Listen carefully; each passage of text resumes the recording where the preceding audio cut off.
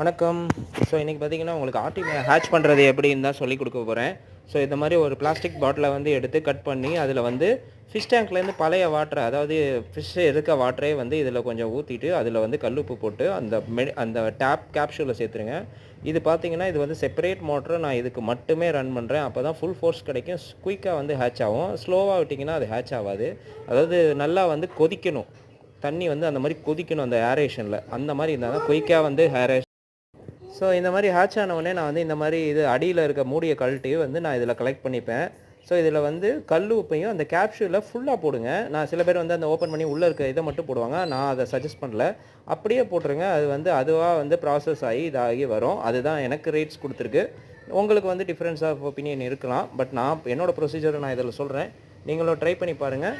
முக்கியமாக இதுக்கு கண்டென்ட் ரொம்ப நல்ல ஏரேஷன், யூஸ்டு வாட்டர், கல் உப்பு, இவ்வளோ தாங்க. ட்ரை பண்ணி பார்த்து சொல்லுங்கள்.